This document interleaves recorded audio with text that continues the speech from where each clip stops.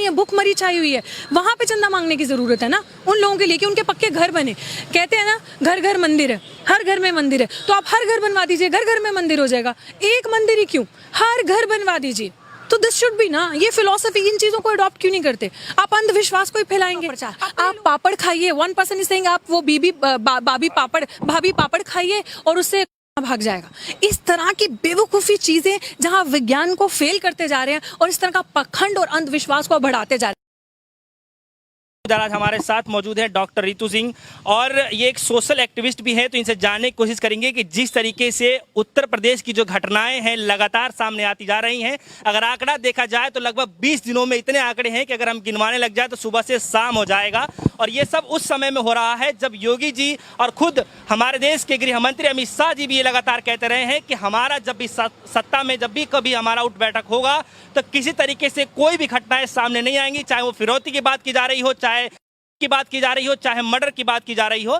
लेकिन ऐसे स्थिति में भी जब पूरी तरीके से संपूर्ण जो लोकतंत्र इनके हाथ में बस गया है, उस समय में भी देखा यह जा रहा है कि इस तरीके से जो माहौल रुकने का नाम नहीं ले रहा है। हमारे साथ आज डॉक्टर रितु जी हैं जो कि सोशल एक्टिविस्ट है। जानने की कोशिश करेंगे कि क्या इस तरीके से राम राज्य आएगा या फिर किसी और माहौल में ढलने का काम कर रही है बीजेपी की सरकार, योगी की सरकार। मैम आपका स्वागत है DS4 न्यूज़ में। थैंक यू, थैंक्स फॉर और हैविंग मी। मैम मेरा सवाल है कि लगातार उत्तर प्रदेश में जो घटनाएं सामने आती नजर आ रही हैं और रुकने का नाम ले रही है, मैम आप किसको जिम्मेदार मानती है इसके पीछे?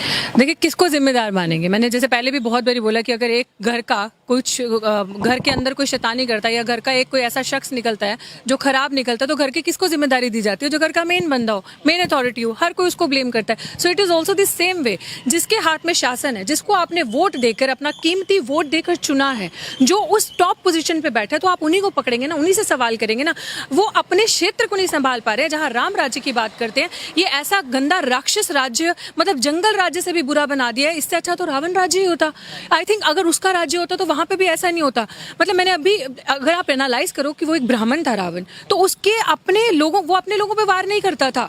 तो वो मतलब जो भी जिस किसी अहंकारी था, वो जैसा भी था, लेकिन वो उसके अपने लोग कभी भी उसका टारगेट नहीं होते थे। लेकिन यहाँ पे देखा जाए तो यहाँ पे इनके अपने लोग इनका टारगेट हो रहे हैं। यूपी की घटनाएं, आप from where to start and where to end, they are endless.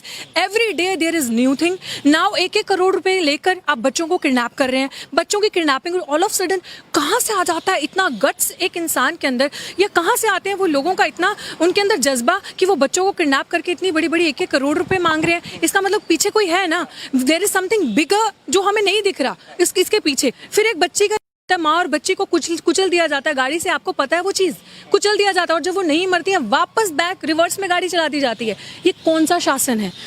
जब योगी जी के अपने क्षेत्र में गोरखपुर में ये सारी चीजें हो रही हैं, बात करते हो मैं पूरा राज्य संभालूंगा, this is how is going to work. Isn't that torturing for a woman? Isn't that torturing? जो लोग उनको वोट देते हैं उनके लिए किस लिए आपने वोट दिया था, उनको किस लिए चुना था? ये जिस तरह के शासन में ये राक्षस राज्य से भी खतरनाक बनता जा रहा है। मतलब सोसाइटी इज नॉट सेफ, और आप बड़ी बड़ी बातें करते हैं कि हम मंदिर बनाएंगे, हम ये करेंगे। कहाँ जा रहा है ये सारी चीजें? गृह मंत्री जो अमित शाह जी है वो ये कह रहे थे कि जब भी मैं आऊँगा, क्योंकि लगातार चुनावी भाषणों में देखा ये जा रहा था, सुनने को भी ये मिला था, उनकी वीडियो क्लिप भी काफ़ी सारी वायरल भी हुई, और वो लगातार ये कहते रहे हैं कि उत्तर प्रदेश से मैं खुलेआम चैलेंज कर रहा हूँ, जितने भी गैंगस्टर हैं वो या तो यहाँ से छोड़ करके चले जाएं या तो कहीं और जाके शिफ्ट हो जाए, उसी में उनकी भलाई है, वरना यहाँ पर हमारे राज्य में इस तरीके से कोई नहीं चलने वाला है, कोई नहीं बख्शा जाएगा। अब क्या लगता है, क्योंकि मैम आंकड़े तो रुकने का नाम नहीं ले रहे हैं। देखिए, मुंह हिलाना बहुत आसान है, तो वो उनके पास स्पेशलिटी ही है, खासकर सत्ता पक्ष के लोगों के पास, कि मुंह चलाना।